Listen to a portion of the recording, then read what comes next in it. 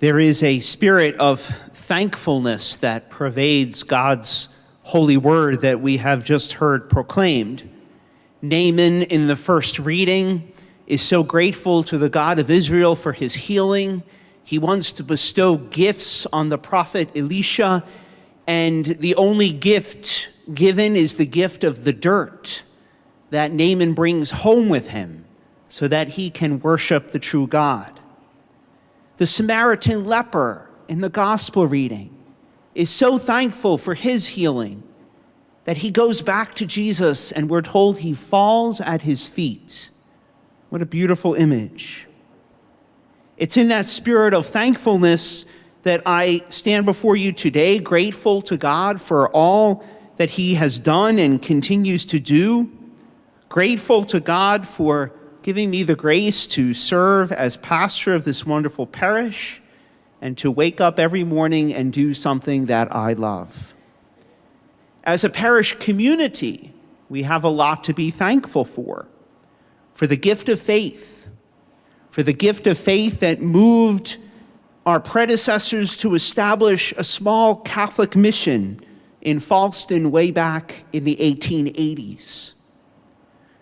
For those who carried forward the mission of the community to the establishment of that mission as an independent parish in 1968, the building of the McCall Center in the 1970s, and the opening of this church in 1990, events that there are many of you who participated in over the years. And we're thankful to God for those who have joined the community over the years and continue the mission of the Catholic faith here in our small corner of the world. So it is in a spirit of thankfulness for all of this that I present to you today the annual report for our parish for the last fiscal year, July 2021 through June 2020. That annual report looks like this, and it will be inserted in the bulletin that you pick up after Mass today. It's also available in the bulletin that you can find online. Now, I know that talking about finances and listening to a financial report are never easy. Perhaps after hearing this, you feel like the 9 lepers in the gospel reading today, and you just kind of want to run away. I understand that. I'd like to do that too. No, just kidding. Recognizing the fact that this is never easy, I've set 3 goals for today. The first is to update you about where we have been over the last year. The second is to present a realistic picture of the future. And the third is to ask your support for the vision and the future of our parish community. So first, where we've been over the last year, the highlights of this annual report. When you see the report, you'll find that our operating income exceeded our expenses by $58,500 last year. And our actual operating expenses were $25,000 below our budget. We try to be very good stewards of the gifts that our parishioners provide to us. But when you get down to the very bottom, you'll find that there was an overall loss of $14,420 last year. And there were 2 main reasons for that loss. The first was the replacement of the church front doors, and the second was the renovation of the basement of the rectory. So first, the church front doors. You may have noticed they haven't been replaced yet. Like everything these days, the new front doors are stuck in the supply chain. And I have been told that if we are really, really good, Santa Claus will bring them for Christmas this year. So they tell me. So they are on their way, I promise. And then I'd also like to take a moment to address some confusion that there may be out there about what has happened in the basement of the rectory. So you may or may not know that our food pantry used to be housed in the basement of the rectory. And this made a lot of sense when the parish offices were there. While staff were there, the food pantry could be open. My predecessor moved the parish offices to the McCall Center, and the food pantry was left behind in the rectory. Well, once the rectory became a residential place, there's very little foot traffic in that corner of the world. So it left our food pantry in a basement, down a very narrow set of stairs, in a somewhat secluded part of our campus. So we moved our food pantry to the White Hall building, to a much larger space, a much more acceptable and welcoming space, and it has allowed our food pantry to expand from just a food pantry to an outreach center. So they have things now like clothing and baby items, things that can really help people in need in our community. It's right here in the middle of our campus, much more accessible, much more visible to the community. So then in the basement of the rectory, what we did was to create a small chapel there for the private prayer of the rectory residents, and also to create a set of rooms for a seminarian, a deacon, or another priest to live there in that part of the house. What was formerly a useless space is now a habitable space and a place of prayer. And I must tell you that the Rectory Chapel has been a great gift to me personally. It's become much more common these days for rectories to have chapels in them. And when you think about it, it makes a lot of sense that those who are spiritual leaders in our community need a place to go where they can be in the presence of the Blessed Sacrament to pray, so that they can then lead our community. So that chapel has been a great grace to me and to my brothers in the house.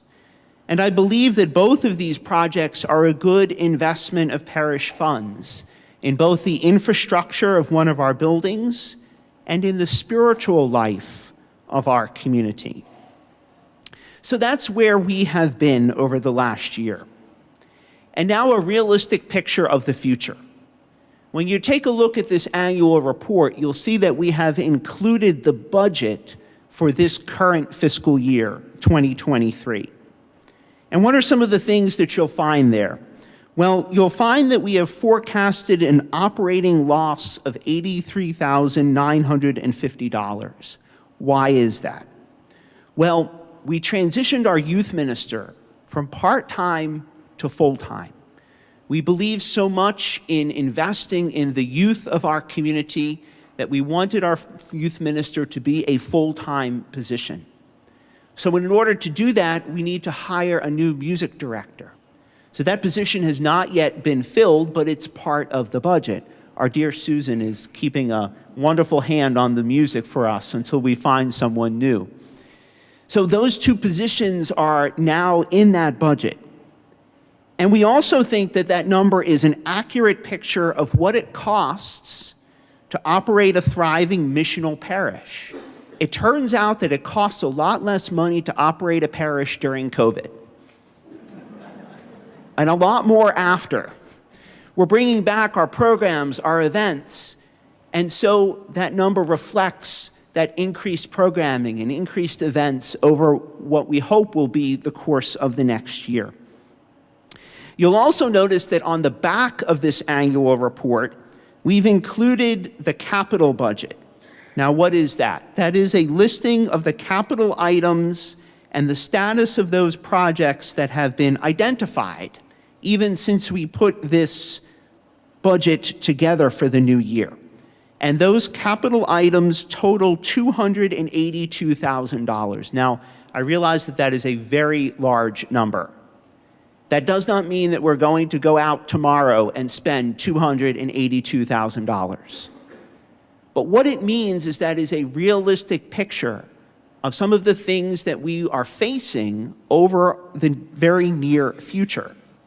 That there are significant needs on our campus that will need to be addressed. Now, as you all know from your own homes, a budget is a plan. It's a realistic assessment of what we think will happen.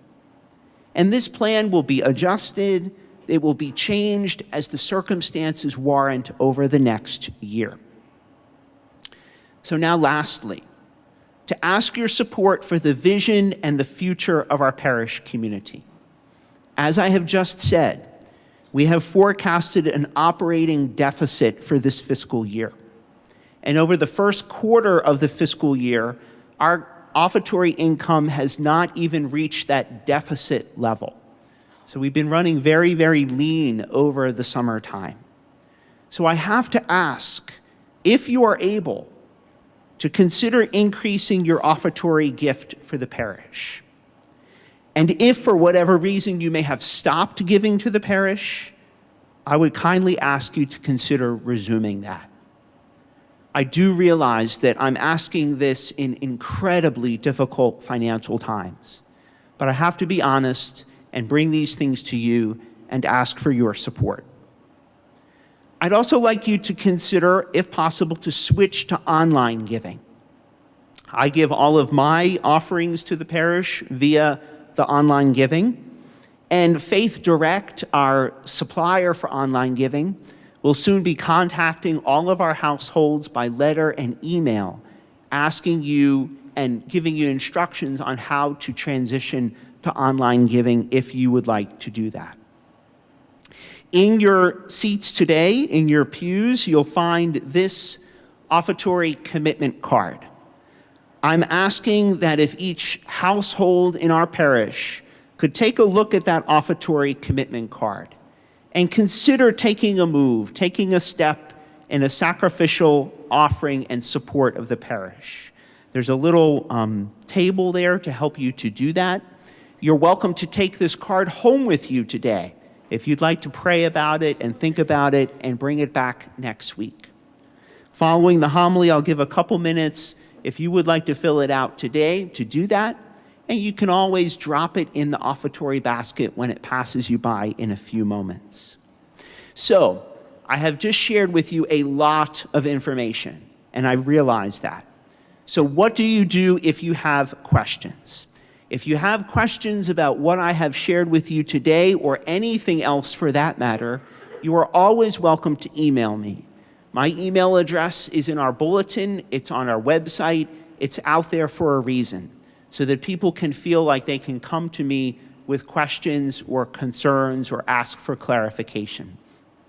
There will be a member of our finance committee at the welcome desk after Mass today, and he will be able to answer questions that you have probably in greater depth than I can answer them.